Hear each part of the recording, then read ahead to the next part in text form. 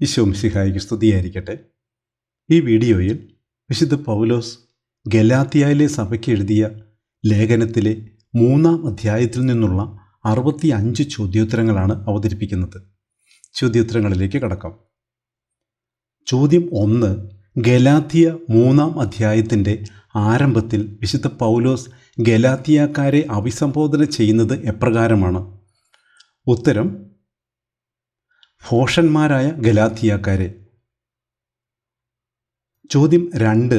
യേശുക്രിസ്തു നിങ്ങളുടെ കൺമുമ്പിൽ എന്തായിരിക്കെയാണ് നിങ്ങളെ ആരാണ് ആഭിചാരം ചെയ്തത് എന്ന് വിശുദ്ധ പൗലോസ് ഗലാത്യയിലെ സഭയോട് ചോദിക്കുന്നത്? ഉത്തരം: ക്രൂശിതനായി ചിത്രീകരിക്കപ്പെട്ടിരിക്കെ. ചോദ്യം 3. യേശുക്രിസ്തു നിങ്ങളുടെ കൺമുമ്പിൽ ക്രൂശിതനായി ചിത്രീകരിക്കപ്പെട്ടിരിക്കെ എന്ന പ്രസ്താവനയെ തുടർന്ന് വിശുദ്ധ പൗലോസ് ഗലാത്യയിലെ സഭയോട് ചോദിക്കുന്ന ചോദ്യം എന്ത്? ഉത്തരം: നിങ്ങളെ ആരാണ് ആഭിചാരം ചെയ്തത്?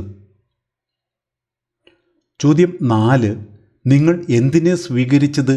നിയമത്തിൻ്റെ അനുഷ്ഠാനത്തിലോ അതോ വിശ്വാസത്തിൻ്റെ അനുസരണം നിങ്ങളോട് പ്രഘോഷിക്കപ്പെട്ടത് വിശ്വസിച്ചതുകൊണ്ടോ എന്നാണ് വിശുദ്ധ പൗലോസ് ഗലാത്യയിലെ സഭയോട് ചോദിക്കുന്നത്. ഉത്തരം: ആത്മാവിനെ. ചോദ്യം 5 പൂരിപ്പിക്കുക. നിങ്ങൾ ആത്മാവിനെ സ്വീകരിച്ചത് ഡാഷ് അതോ വിശ്വാസത്തിൻ്റെ അനുസരണം നിങ്ങളോട് പ്രഘോഷിക്കപ്പെട്ടത് വിശ്വസിച്ചതുകൊണ്ടോ? ഉത്തരം: നിയമത്തിൻ്റെ അനുഷ്ഠാനത്താലോ. ചോദ്യം 6. എന്ത് നിങ്ങളോട് പ്രഘോഷിക്കപ്പെട്ടത് വിശ്വസിച്ചതിൻ്റെ വെളിച്ചത്തിലാണ് നിങ്ങൾ ആത്മാവിനെ സ്വീകരിച്ചത് എന്നാണ് വിശുദ്ധ പൗലോസ് ഗലാത്യയിലെ സഭയോട് ചോദിക്കുന്നത്? ഉത്തരം: വിശ്വാസത്തിൻ്റെ അനുസരണം. ചോദ്യം 7.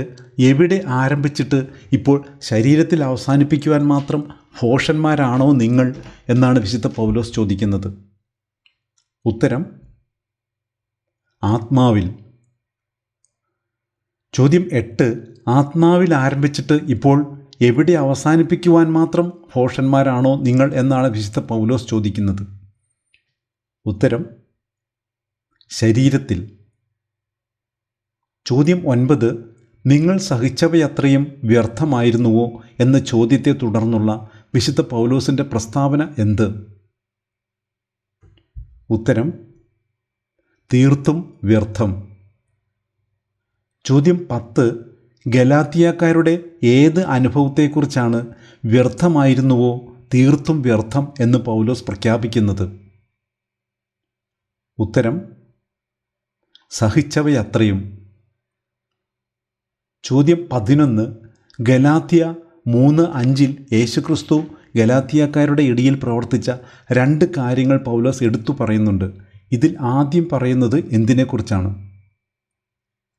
ഉത്തരം: ആത്മാവിനെ നൽകിയതിനെ. ചോദ്യം 12. ഗലാത്യ 3:5 യേശുക്രിസ്തു ഗലാത്യക്കാരുടെ ഇടയിൽ പ്രവർത്തിച്ച 2 കാര്യങ്ങൾ പൗലോസ് എടുത്തു പറയുന്നുണ്ട്. ഇതിൽ രണ്ടാമത് പറയുന്നത് എന്തിനെക്കുറിച്ചാണ്? ഉത്തരം: അത്ഭുതങ്ങൾ പ്രവർത്തിക്കുന്നതിനെ. ചോദ്യം 13. ഗലാത്യയിലെ സഭയ്ക്ക് ആത്മാവിനെ നൽകുകയും അവരുടെ ഇടയിൽ അത്ഭുതങ്ങൾ പ്രവർത്തിക്കുകയും ചെയ്യുന്നവൻ അങ്ങനെ ചെയ്യുന്നത് അവരുടെ എന്ത് നിമിത്തമല്ല എന്നാണ് പൗലോസ് തറപ്പിച്ച് പറയുന്നത്? ഉത്തരം: നിയമാനുഷ്ഠാനം. ചോദ്യം 14. ഗലാത്യയിലെ സഭയ്ക്ക് ആത്മാവിനെ നൽകുകയും അവരുടെ ഇടയിൽ അത്ഭുതങ്ങൾ പ്രവർത്തിക്കുകയും ചെയ്യുന്നവൻ അങ്ങനെ ചെയ്യുന്നതിൻ്റെ അടിസ്ഥാന കാരണം എന്തെന്നാണ് പൗലോസ് പ്രഖ്യാപിക്കുന്നത്? ഉത്തരം: അവരുടെ വിശ്വാസം. ചോദ്യം 15. ഗലാത്യ 3:6 പ്രകാരം അത് അവന് നീതിയായി പരിഗണിക്കപ്പെട്ടു എന്ന് പറയുന്നു. ഇവിടെ പ്രസ്താവിക്കുന്ന അവൻ ആരാണ്? ഉത്തരം: അബ്രാഹാം. ചോദ്യം 16. ഏത് അബ്രാഹത്തിന് നീതിയായി പരിഗണിക്കപ്പെട്ടു എന്നാണ് ഗലാത്യ 3:6 പറയുന്നത്? ഉത്തരം: ദൈവത്തെ വിശ്വസിച്ചത്. ചോദ്യം 17. അബ്രാഹം തന്നെയും ദൈവത്തെ വിശ്വസിച്ചു, അത് അവന് എന്തിനിടയാക്കി എന്നാണ് ഗലാത്യ 3:6 പറയുന്നത്? ഉത്തരം നീതിയായി പരിഗണിക്കപ്പെടാൻ. ചോദ്യം 18. ഗലാത്യ 3:7 പ്രകാരം ആരാണ് അബ്രാഹത്തിൻ്റെ മക്കൾ? ഉത്തരം വിശ്വാസമുള്ളവർ. ചോദ്യം 19. ഗലാത്യ 3:7 പ്രകാരം വിശ്വാസമുള്ളവർ ആരെന്നാണ് പൗലോസ് പ്രഖ്യാപിക്കുന്നത്? ഉത്തരം അബ്രാഹത്തിൻ്റെ മക്കൾ. ചോദ്യം 20. ദൈവം നേരത്തെ തന്നെ അബ്രാഹത്തെ അറിയിച്ച സദ്വാർത്ത എന്താണ്? ഉത്തരം നിന്നിൽ ജനതകളെല്ലാം അനുഗ്രഹീതരാകും. ചോദ്യം 21. നിന്നിൽ ജനതകളെല്ലാം അനുഗ്രഹീതരാകും എന്ന സദ്വാർത്ത നേരത്തെ തന്നെ ദൈവം അറിയിച്ചത് ആരെയാണ്? ഉത്തരം അബ്രാഹത്തെ. ചോദ്യം 22. വിശ്വാസം വഴി ദൈവം നീതീകരിക്കുമെന്ന് ആരെ മുൻകൂട്ടി കണ്ടുകൊണ്ടാണ് വിശുദ്ധ ഗ്രന്ഥത്തിൽ അറിയിച്ചിരിക്കുന്നത്? ഉത്തരം വിജാതീയരെ. ചോദ്യം 23. വിശ്വാസമുള്ളവർ വിശ്വാസിയായ ആരോടൊത്താണ് അനുഗ്രഹം പ്രാപിക്കുന്നത്? ഉത്തരം അബ്രാഹത്തോടൊത്ത്. ചോദ്യം 24. വിശ്വാസിയായ അബ്രാഹത്തോടൊത്ത് അനുഗ്രഹം പ്രാപിക്കുന്നവർ ആരാണ്? ഉത്തരം വിശ്വാസമുള്ളവർ. ചോദ്യം 25. എന്തിൽ ആശ്രയമർപ്പിക്കുന്ന എല്ലാവരും ശാപത്തിന് വിധേയരാണ്? ഉത്തരം നിയമാനുഷ്ഠാനത്തിൽ. ചോദ്യം 26. എഴുതപ്പെട്ടിരിക്കുന്നതെല്ലാം അനുസരിക്കാതെയും പ്രവർത്തിക്കാതെയും ഇരിക്കുന്നവൻ ആരെന്നാണ് നിയമഗ്രന്ഥത്തിൽ പറയുന്നത്? ഉത്തരം ശപിക്കപ്പെട്ടവൻ. ചോദ്യം 27. എഴുതപ്പെട്ടിരിക്കുന്നതെല്ലാം അനുസരിക്കാതെയും പ്രവർത്തിക്കാതെയും ഇരിക്കുന്നവൻ ശപിക്കപ്പെട്ടവനാണ് എന്ന് പ്രസ്താവിക്കുന്നത് എവിടെയാണ്? ഉത്തരം നിയമഗ്രന്ഥത്തിൽ. ചോദ്യം 28. നിയമം വഴി ഒരുവനും നീതീകരിക്കപ്പെടാത്തത് എവിടെയാണ്? ഉത്തരം ദൈവസന്നിധിയിൽ. ചോദ്യം 29. വിശ്വാസം വഴി ജീവിക്കുന്നത് ആരെന്നാണ് ഗലാത്യ 3:11 പറയുന്നത്? ഉത്തരം നീതിമാൻ. ചോദ്യം 30. എന്തിൻ്റെ അടിസ്ഥാനം വിശ്വാസമല്ല എന്നാണ് ഗലാത്യ 3:11 പൗലോസ്ലീഹ പ്രഖ്യാപിക്കുന്നത്? ഉത്തരം നിയമത്തിൻ്റെ. ചോദ്യം 31. അവ അനുഷ്ഠിക്കുന്നവൻ അവ വഴി ജീവിക്കും. ഗലാത്യ 3:12. ഇവിടെ അവ എന്നത് എന്തിനെ സൂചിപ്പിക്കുന്നു? ഉത്തരം നിയമത്തെ. ചോദ്യം 32. ക്രിസ്തു നിയമത്തിൻ്റെ ശാപത്തിൽ നിന്ന് നമ്മെ രക്ഷിച്ചത് എപ്രകാരമാണ്? ഉത്തരം നമ്മെ പ്രതി ശപിക്കപ്പെട്ടവനായി തീർന്നുകൊണ്ട്. ചോദ്യം 33. ഗലാത്യ 3:13 പ്രകാരം ആരെയാണ് ശപിക്കപ്പെട്ടവനായി കണക്കാക്കുന്നത്? ഉത്തരം മരത്തിൽ തൂക്കപ്പെടുന്നവൻ.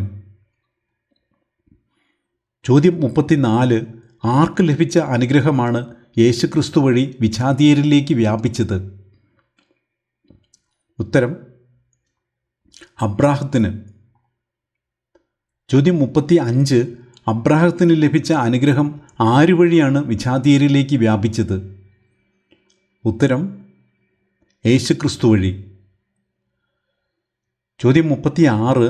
വിശ്വാസം വഴി നമ്മൾ പ്രാപിക്കേണ്ടത് എന്താണെന്നാണ് വിശുദ്ധ പൗലോസ് ഗലാത്യ 3:14 പ്രസ്താവിക്കുന്നത്?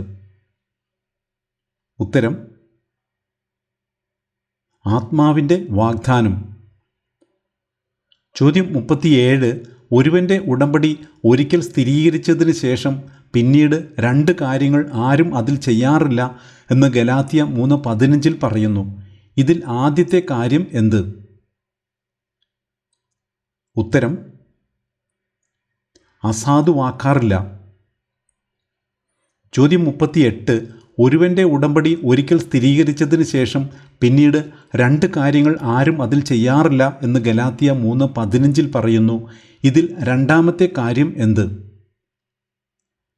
ഉത്തരം: എന്തെങ്കിലും കൂട്ടിച്ചേർക്കാറില്ല. 39. അബ്രാഹത്തോടൊപ്പം ദൈവത്തിൻ്റെ വാഗ്ദാനങ്ങൾ ലഭിച്ചത് ആർക്ക് കൂടിയാണ്? ഉത്തരം: അവൻ്റെ സന്തതിക്കും. ചോദ്യം 40. വാഗ്ദാനങ്ങൾ ലഭിച്ചത് അബ്രാഹത്തിനും അവൻ്റെ സന്തതിക്കുമായിട്ടാണ്. ഗലാത്യ 3:16. ഇവിടെ സന്തതി എന്നതുകൊണ്ട് ആരെയാണ് ഉദ്ദേശിക്കുന്നത് എന്നാണ് പൗലോസ് പറയുന്നത്? ഉത്തരം: ക്രിസ്തുവിനെ. ചോദ്യം 41. ദൈവം അബ്രാഹത്തിന് വാഗ്ദാനങ്ങൾ നൽകി എത്ര വർഷങ്ങൾക്ക് ശേഷമാണ് നിയമം നിലവിൽ വന്നത്? ഉത്തരം: 430. ചോദ്യം 42. 430 വർഷങ്ങൾക്ക് ശേഷം നിലവിൽ വന്ന നിയമം ദൈവം പണ്ട് തന്നെ സ്ഥിരീകരിച്ച എന്തിനെ നീക്കിക്കളയത്തക്ക വിധം അസാധുവാക്കുകയില്ല എന്നാണ് ഗലാത്യ 3:17 പറയുന്നത്? ഉത്തരം: ഉടമ്പടിയെ, വാഗ്ദാനത്തെ. ചോദ്യം 43. പാരമ്പര്യാവകാശം നിയമത്തിൽ നിന്നാണ് ലഭിക്കുന്നതെങ്കിൽ അത് ഒരിക്കലും എന്തിൽ നിന്നായിരിക്കില്ല എന്നാണ് പൗലോസ് പറയുന്നത്? ഉത്തരം: വാഗ്ദാനത്തിൽ നിന്ന്. ചോദ്യം 44. പാരമ്പര്യാവകാശം നിയമത്തിൽ നിന്നാണ് ലഭിക്കുന്നതെങ്കിൽ അത് ഒരിക്കലും വാഗ്ദാനത്തിൽ നിന്നായിരിക്കുകയില്ല. എന്നാൽ ദൈവം അബ്രാഹത്തിന് അത് നൽകിയത് വാഗ്ദാനം വഴിയാണ്. തുടർന്നു വരുന്ന ചോദ്യമെന്ത്? ഉത്തരം: പിന്നെന്തിനാണ് നിയമം? ചോദ്യം 45. വാഗ്ദാനം സിദ്ധിച്ചവന് സന്തതി ലഭിക്കുന്നതുവരെ നിയമം നൽകപ്പെടാനുള്ള കാരണമെന്താണ്? ഉത്തരം: പാപങ്ങൾ നിമിത്തം. ചോദ്യം 46. ദൈവദൂതന്മാർ വഴി ആരിലൂടെയാണ് നിയമം വിളംബരം ചെയ്യപ്പെട്ടത്? ഉത്തരം: മധ്യവർത്തിയിലൂടെ. ചോദ്യം 47. ഏത് സാഹചര്യത്തിൽ മാത്രമേ ഒരു മധ്യവർത്തിയുടെ ആവശ്യം വരുന്നുള്ളൂ എന്നാണ് പൗലോസ് പറയുന്നത്? ഉത്തരം: ഒന്നിൽ കൂടുതൽ പേരുണ്ടെങ്കിൽ. ചോദ്യം 48. ഗലാത്യ 3:20 ദൈവത്തിന് നൽകുന്ന വിശേഷണമെന്ത്? ഉത്തരം: ദൈവം ഏകനാണ്. ചോദ്യം 49. നിയമം ദൈവത്തിൻ്റെ എന്തിന് വിരുദ്ധമാണോ എന്നാണ് ചോദിക്കുന്നത്? ഉത്തരം: വാഗ്ദാനങ്ങൾക്ക്. ചോദ്യം 50. എന്ത് നിലവിലുണ്ടായിരുന്നെങ്കിൽ നീതി തീർച്ചയായും ആ നിയമം വഴി ഉണ്ടാകുമായിരുന്നു എന്നാണ് വചനം പറയുന്നത്? ഉത്തരം: ജീവദായകമായ ഒരു നിയമം. ചോദ്യം 51. യേശുക്രിസ്തുവിലുള്ള വിശ്വാസം വഴി എന്ത് യാഥാർത്ഥ്യമാക്കുന്നതിന് വേണ്ടിയാണ് എല്ലാവരും പാപത്തിന് അധീനരാണെന്ന് വിശുദ്ധ ഗ്രന്ഥം പ്രഖ്യാപിച്ചത്? ഉത്തരം: വിശ്വാസികൾ വാഗ്ദാനം പ്രാപിക്കേണ്ടതിന്. ചോദ്യം 52. വിശ്വാസം ആവിർഭവിക്കുന്നതിന് മുമ്പ് നമ്മളുടെ അവസ്ഥ എന്തായിരുന്നു എന്നാണ് ഗലാത്യ 3:23 പറയുന്നത്? ഉത്തരം: നിയമത്തിൻ്റെ കാവലിലായിരുന്നു. ചോദ്യം 53. ഏത് കാലം വരെയാണ് നമ്മൾ നിയമത്തിന് അധീനരായി കഴിഞ്ഞത് എന്നാണ് ഗലാത്യ 3:23 പറയുന്നത്? ഉത്തരം: വിശ്വാസം വെളിപ്പെടുന്നതുവരെ. ചോദ്യം 54. ഏത് കാലം വരെ നിയമം നമ്മുടെ പാലകനായിരുന്നു എന്നാണ് ഗലാത്യ 3:24 പറയുന്നത്? ഉത്തരം: ക്രിസ്തുവിൻ്റെ ആഗമനം വരെ. ചോദ്യം 55. ക്രിസ്തുവിൻ്റെ ആഗമനം വരെ നിയമം നമ്മുടെ പാലകനായിരുന്നു. എന്നാൽ എന്തുകൊണ്ടാണ് ഇപ്പോൾ നമ്മൾ പാലകന് അധീനരല്ലാത്തത്? ഉത്തരം: വിശ്വാസം സമാഗതമായ നിലയ്ക്ക്. ചോദ്യം 56. യേശുക്രിസ്തുവിലുള്ള വിശ്വാസം വഴി നിങ്ങളെല്ലാവരും ആരാണ് എന്നാണ് വചനം പറയുന്നത്? ഉത്തരം ദൈവപുത്രന്മാരാണ്. ചോദ്യം 57. എപ്രകാരമാണ് നാമെല്ലാം ദൈവപുത്രന്മാരായി മാറുന്നത്? ഉത്തരം യേശുക്രിസ്തുവിലുള്ള വിശ്വാസം വഴി. ചോദ്യം 58. ക്രിസ്തുവിനോട് ഐക്യപ്പെടാൻ വേണ്ടി സ്നാനം സ്വീകരിച്ചിരിക്കുന്നവരുടെ പ്രത്യേകത എന്തെന്നാണ് ഗലാത്യ 3:27 പറയുന്നത്? ഉത്തരം അവർ ക്രിസ്തുവിനെ ധരിച്ചിരിക്കുന്നു. ചോദ്യം 59. ഗലാത്യ 3:28 എത്ര വിഭാഗത്തിൽപ്പെട്ട മനുഷ്യരെക്കുറിച്ച് പ്രതിപാദിക്കുന്നുണ്ട്? ഉത്തരം 6.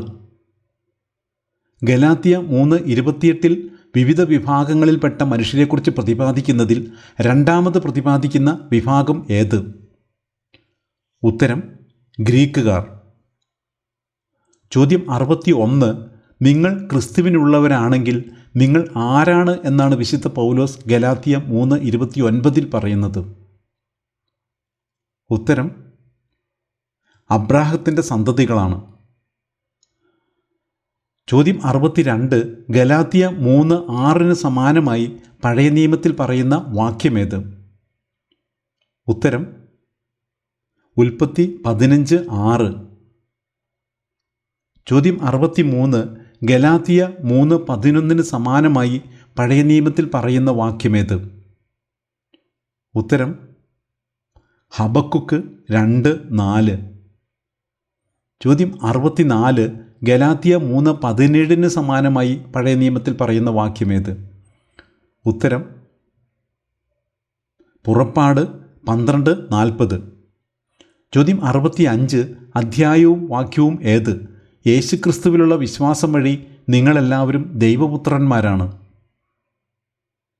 ഉത്തരം ഗലാത്യ 3:26.